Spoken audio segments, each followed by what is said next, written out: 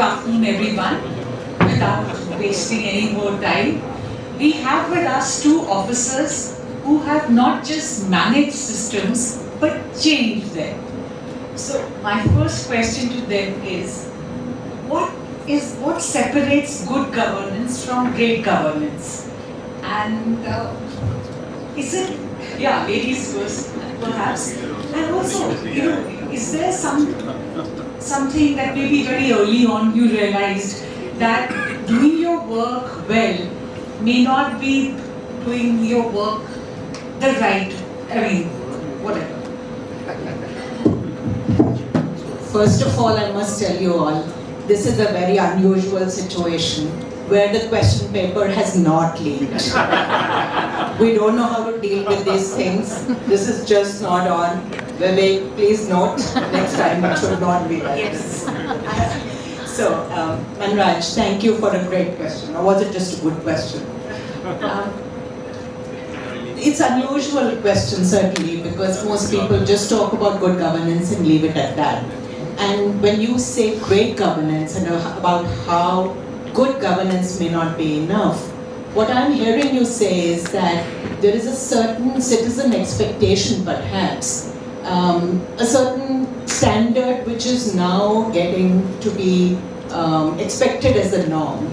And so public servants have to kind of ensure that they meet that certain basic. And yet that basic may not be enough. So this is my interpretation, Manraj, of your question, and I will deal with it like that. So I think, what do the citizens expect? Obviously, when you talk about governance, there is a whole range of stakeholders, right? It's not just the citizen or the individual citizen, but they are the most important. And the individual citizen, especially people like us in this room, expects that all the prereqs of governance will be taken care of, there will be peace, law and order will be maintained. Should there be external aggression, we should have reasonable confidence in our abilities. Beyond that, we expect that the services which government is supposed to provide, government at different levels, if we have to pay our taxes, it should go smoothly. If we are expecting certain level of municipal services, they should happen. We should not have to chase after the service providers. We should be entitled to receive them automatically. And so there's a lot of focus now on, can these services go online? Can they be, can you just get on your computer and receive them? We had the very successful passport service that was computerized long years back, and we expect everything to move seamlessly in that fashion. So there's a certain expectation that this is a right of the citizen, and indeed it is. Of course, we have other kinds of citizens. Everybody is not, we understand that is not in the affluent set. So there are the underprivileged citizens, and they're looking sometimes at a little bit of a helping hand. So they're looking for public services like education and healthcare to be provided, whether by the state or through the state. And they're looking again for a certain assurance that should they fall sick, they will not fall back into poverty because they've had to borrow money to go to a doctor, and certainly that a doctor will be available to take care of them. So there is this clutch of things. Within the government, what is good governance within the government? If I were to assess my subordinates or my seniors were to look at it, we would say good governance is that you're meeting certain standards, certain benchmarks. Because remember, there are other stakeholders also looking at governance.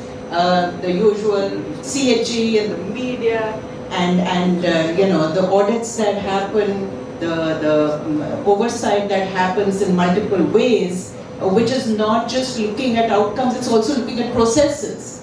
So if the process has not been adequately followed, you could still be a not good governance kind of a person and suffer for it or not. That depends on the situation a little bit.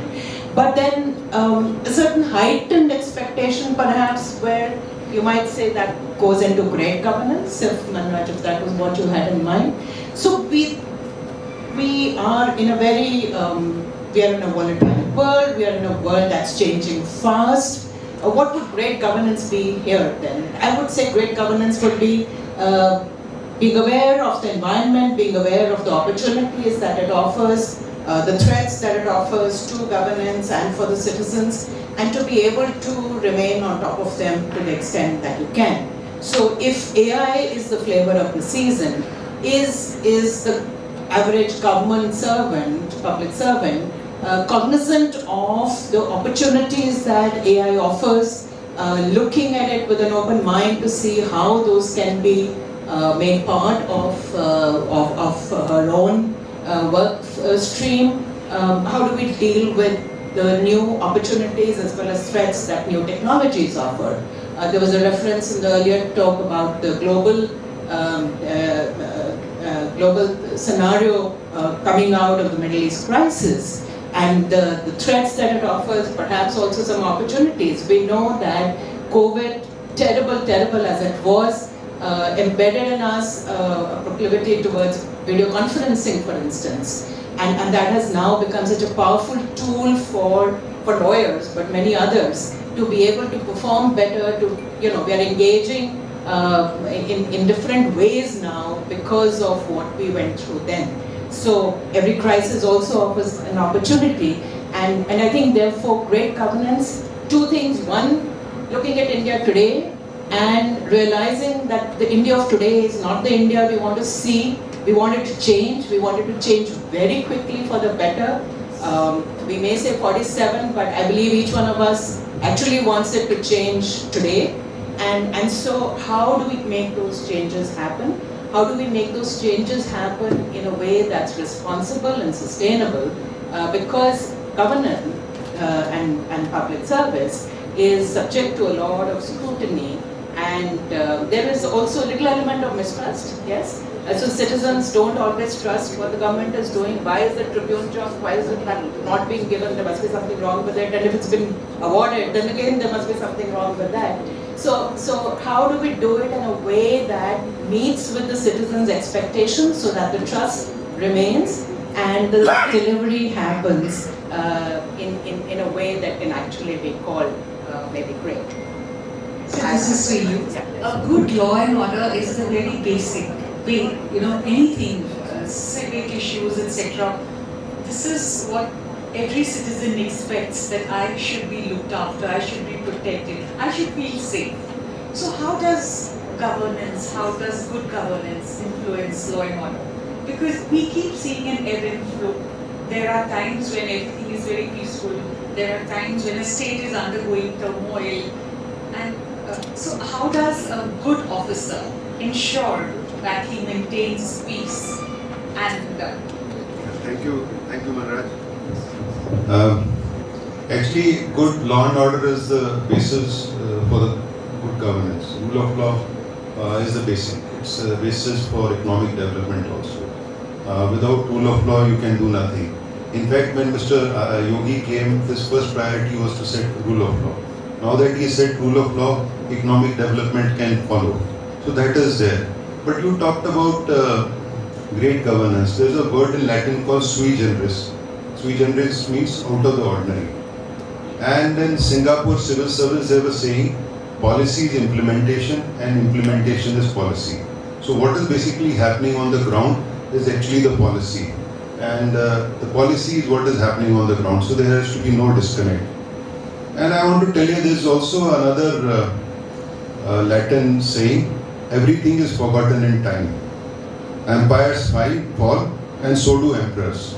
So it is about the systems and the governance and the delivery that we are trying to give to people.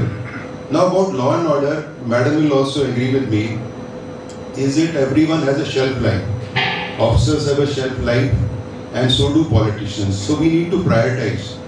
And in law and order also we need to prioritize crime against women, children, and then drugs, traffic, serious crimes, law and order problem.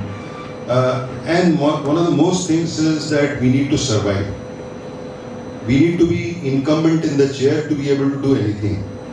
And there are a lot of talks of officers who get transferred very fast. So if you get transferred very fast, there is no impact that you can have on society. So survival of the fittest is a good thing, but survival of the most adaptable is what sees us through. and we can have impact only if we survive. And I have found that a lot of administrators want to do many things at the same time, and they end up doing nothing. And there's one more saying, like, I don't know, you must have read literature. There was a poet by the name Jeffrey Sachs. He gave a poem, Blind Men of Hindustan. So 6 blind men enter a room in which there is an elephant, and each of them sees elephant in a different way, and he describes elephant, but no one has the complete elephant. So there are many officers who try to fix what is not broken, and as a result what has happened is everyone is fixing, and we got nowhere. And this has happened in law and order also. So you got big photographs, but the systems have remained more or less what they were during the British times. And our policing almost is the same as it was in the British times. Everyone says, and there were some podcasters also, everyone is podcasting, everyone is in social media, but no changes. But rule of law is basic. Without rule of law, you can do nothing. Absolutely nothing. I'm sure you've both taken several initiatives that have moved the needle. But every good idea also gets a lot of resistance because it may not be the status quo. It involves changing that. So did you, and the resistance could be, as he said, political. It could also be financial. And so how, is there any particular scheme, is there any particular thing that you did that met with resistance, and how did you overcome it? Or was it impossible to do it just because of the circumstances at that point of time? I think resistance comes because for practically every action that you take that affects the status quo, there are winners and there are losers. And the natural tendency amongst the average law-abiding, decent citizen is to not, get up and shout and wave about. So those who are going to gain from a particular change are often satisfied and will be quiet. They will be quietly happy. Maybe in a one-on-one conversation somewhere, they will praise that initiative, but they will not take to the street saying, "Yay, this is a great thing, let's do this." On the other hand, those who are going to be adversely affected will most likely get together, even if there are a handful, and make a noise. And that will then grab the eyeballs. Yes, your reporter will quickly go and check out. It's not an example of a personal thing that I did, but as in my last posting as the Secretary of the Department of Drinking Water and Sanitation under the Ministry of Jal Shakti, and I was reminded because of the previous lecture, this whole thing around waste management was something that really, became very close to my heart.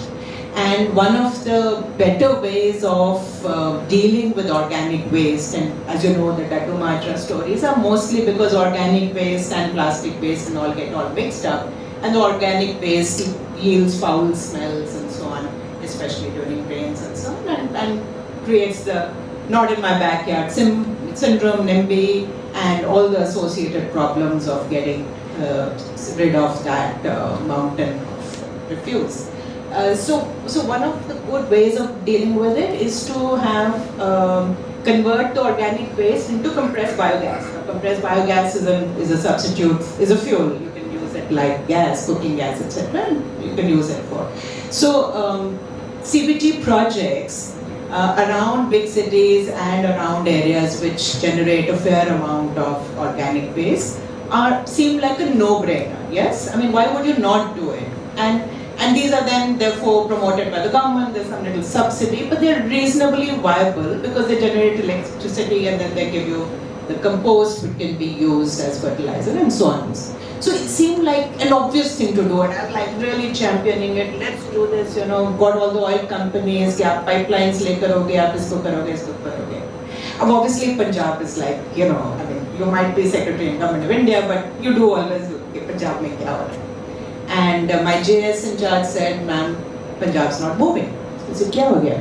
So they said, there were these 3 CBG projects planned, because you obviously have to spatially put them out so that the agri residue and the organic waste can come to those in adequate quantities. And they said, there's a clutch of quote-unquote activists who have decided कि अच्छा अगर project लग रहा है और private sector में लग रहा है तो surely there must be a lot of money to be made here. So they've taken a jhanda, they're sitting there and they're protesting and they're saying this will create a lot of smell, so local people have been mobilized against it. But basically the feedback to the project proponent is कि 50 लाख दोगे तब हम उठेंगे. Now, there could be ways of communicating to the people at large that guys, this is a good thing to do, these activists are not genuine activists, but they will say things like, इससे तो cancer होता है. And Punjab में तो anything which causes cancer is like, oh my god, don't let this happen here. Okay, this organic whatever, this waste will leach into the soil and सबको cancer हो जाएगा. So, and इतना foul smell तो immediately हो जाएगा, so don't do this. So, it would seem like a no-brainer to most reasonable people that it's a good thing to do. It shouldn't generate a smell. You should take care about that, take requisite precautions, and there are ways of ameliorating that. But let the plant go through. But the people get galvanized, they get misguided. There are sometimes it's not always. And please, I have the greatest respect for activists. So I'm not even trying to say that activists in general are, that's why I said quote unquote.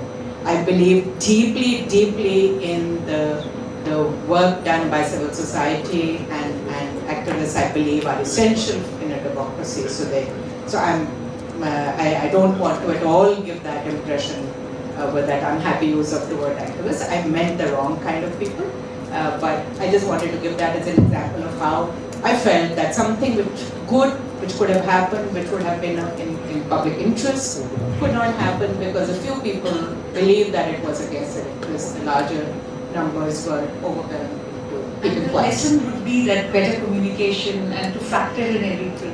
Yes, absolutely. So there is obviously a learning that you just cannot expect that people will see things the way you will. And sometimes those of us in the government or otherwise committed to a project, we believe that everyone will agree that this is a great thing to do. But that's not so, because people do have different perspectives. There's an information asymmetry, so not everybody has the same information.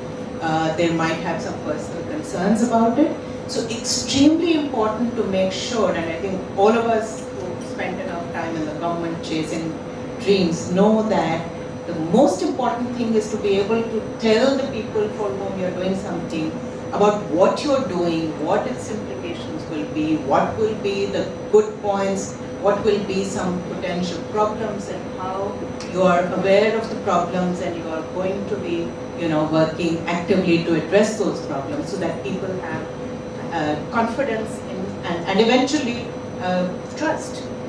One of the big problems is the increasing mistrust between the different stakeholders. So partly through your own personal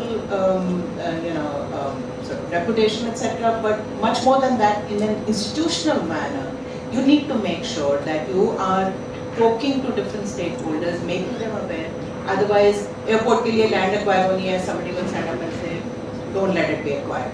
I mean, all kinds of public projects have seen all kinds of delays, and then the delay sometimes just makes that project impossible because costs go up, time go, and eventually, you could have an ISBT to Mohali kind of thing where half-built structure and a project which should have been a good project but just couldn't go through because it couldn't address the issues that various stakeholders saw.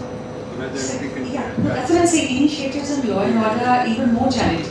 Yes, there's a particular example that I quote also. So when I joined the cadre, the only news that was coming out of Himachal Pradesh was buses falling down and people dying.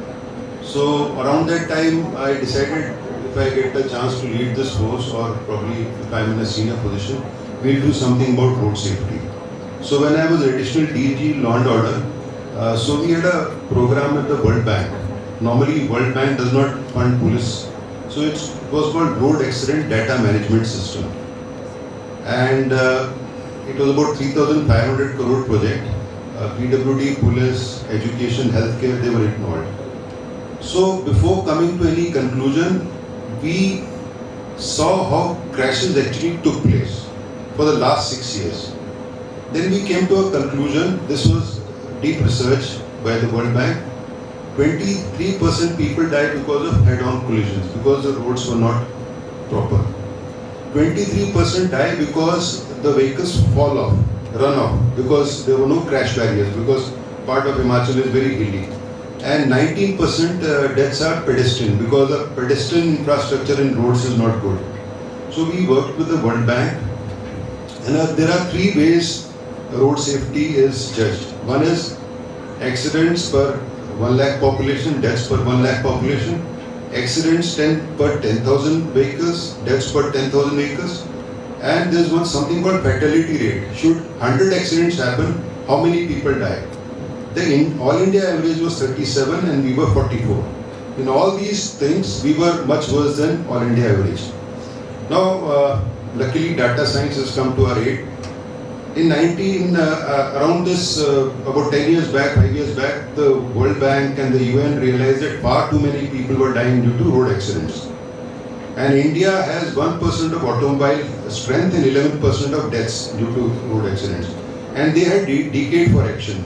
They said next 10 years we should reduce the deaths by 50%. In India, 2017, 1,50,000 people died. We actually did not go down. It became 1,80,000, so 15% increase. And what was Himachal? It was 17% reduction. We beat the national trend. And how we did it was with the World Bank. And I'm very happy to share that last year there was this World Global Meet of the road safety in which ministers go, and we were second in the world. And Tanzania beat us. So of the finalists, we were there. We are a state, Kingdom of Saudi Arabia, Tanzania, Western Australia, and Peru. So we came second. So we worked with all these organizations. As I said, many of the problems of police are multi-stakeholder problem. As Madam also said, they are multi-stakeholder issues. We try to do it alone. We cannot do it alone. In this, we partnered with other organizations, and we had World Bank support. And what is most important is political ownership. We need to get the Chief Minister to understand that road safety is extremely important. What WHO says is 2% of India's GDP losses because of road deaths. And it became the Chief Minister's program. When road safety became Chief Minister's program, we did not have any bureaucratic hurdles after that. This is interesting that you mentioned. You mentioned earlier as well that somebody who keeps getting transferred can make very little difference, even though the media may project him as this great crusader. 80 बारी posting हुई उसकी, होती ही जाती है. So and also one bureaucrat friend told me कि हम तो राजपूत हैं, जिसका राज होता है उसी के पूत हैं. That is, and she said it she said it in the sense that we have to take the politician along. We cannot be fighting the politician all the way, and also that he has his ears to the ground. He has to win an election after every 5 years. So how do you tackle that? Somebody who may not be at your wavelength, and who may not understand, and you may want to do something which is genuinely good, and it may not match his agenda. So first and foremost, I think, the Rajput thing is very nicely put. But honestly, isn't that the way our country is supposed to function? We are a democracy. We have regular elections. They're supposed to be an elected, government both in the center and in the states. They are the ones who are answerable to the people, because if they don't perform, they are the ones who are vulnerable to being voted out. And for the typical politician, the risk involved is very, very high. Whereas the civil servant is not answerable in that sense. There are other ways of holding civil servants accountable, but it is not direct accountability to the public, and therefore the architecture for the civil service in India is that it's a permanent civil service, but the final decision-making authority is political. And so to say that, oh, the minister decides, well, the minister is supposed to decide. He or she is mandated by our constitution, by the way we have put our governance structures into position. They are supposed to be the ultimate authority, and therefore the role of the civil servant, of course, eventually, if there is enough mutual respect, they will listen to you. They might even change their minds when you say something. If you suggest something good, they're more likely than not to agree. But if there is something which will lose them votes, they will tell you off. And you may hate it because you think this is something that really needs to be done. But honestly, in some sense, I mean, who are we to judge? If the majority is to prevail in the democracy that we have created for ourselves, then certainly the votes matter. So if people at large are not going to be happy, for example, with user fee, I mean, many of us technocrats think user fees are really important because they keep the service going, so you should charge people. But if people don't want to pay user charges, and they don't, whether it's toll tax or anything else, then, and the politician eventually just before elections, when they come in, after winning elections, they're more amenable, but just before elections, if they say, no, scrap all this, withdraw all this, I feel we must sympathize and appreciate, because people at large must also vote with their minds for good governance. You cannot expect that the citizens will only and only demand freebies and handouts, and the onus is entirely on the politician to focus on the governance agenda without delivering on what the citizen is articulating as their level. Having said that, I do believe, at least my own personal experience has been maybe because it's been a happy one generally. As you said, politicians have their ears to the ground, they need to win elections.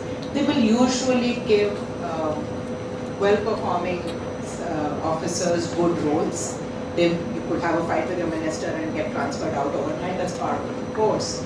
But usually you will not be put in the doghouse.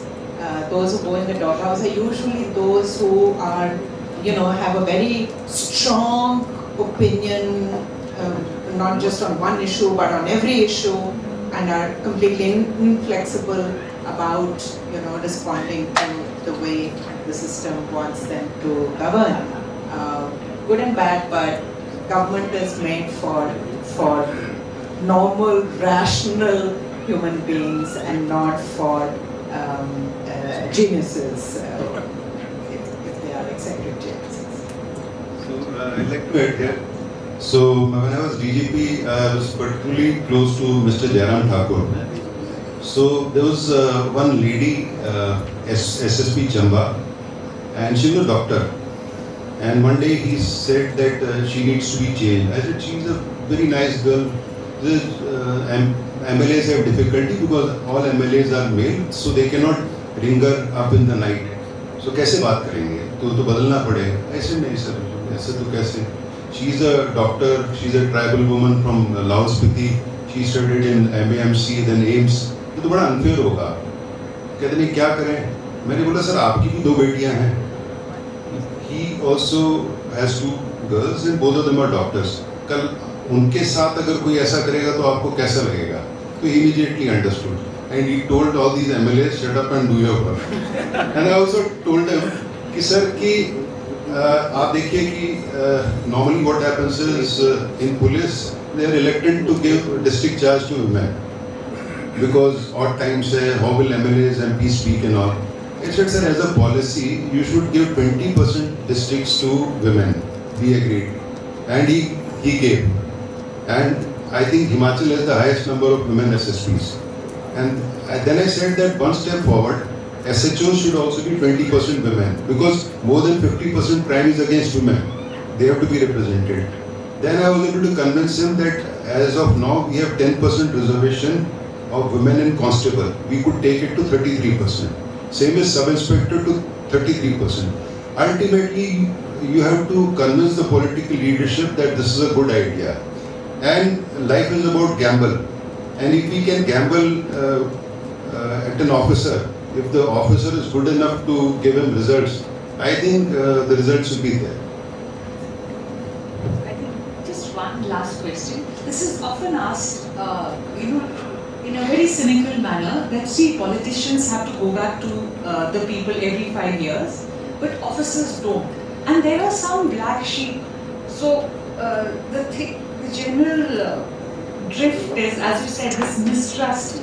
It arises from the feeling that there's very little accountability.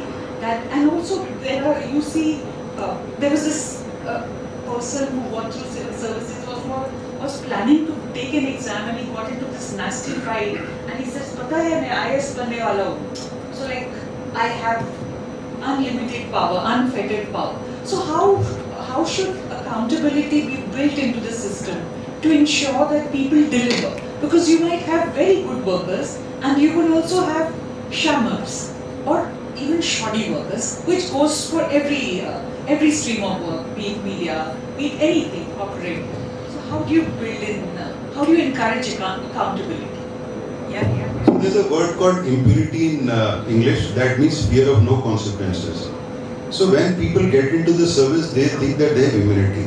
So that political leadership and administrative leadership should first tell them that there is no immunity for you and there is no impunity for you.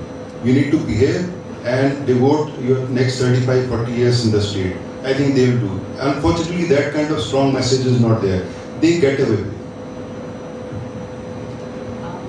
Without sort of disagreeing with that, I would say systemically, if we really want to move forward in a structured manner, we have to work to chipping away the discretion in the civil servant's hands, because it's really the discretion which is the problem.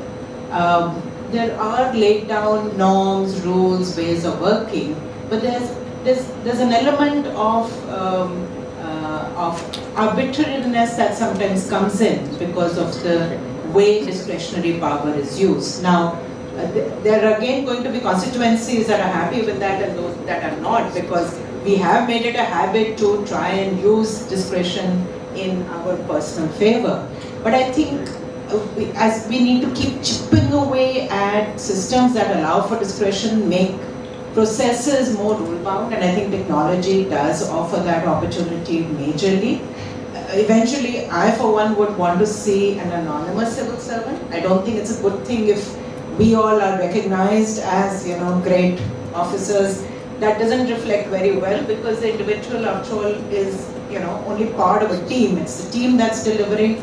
Credit and discredit should go to a team. But more importantly, things should seem like they happened in routine, that it was not a favor, that if a work was awarded, if a project went through, if some infrastructure was built, if the system was improved, then that was done. People should not actually need to know who did it. I would say that's really what one would want to see to do away with this kind of practice. And on this note, I would like to throw the session open to No questions. no questions. That is called arbitrary. No, we followed it since the morning. Okay, sorry. I got that. No, but these guys are going to be around, and if you have any questions for them, perhaps over tea, or you could just approach. You probably overshot our time. I think that's Yes. Thank you so much, and for sharing so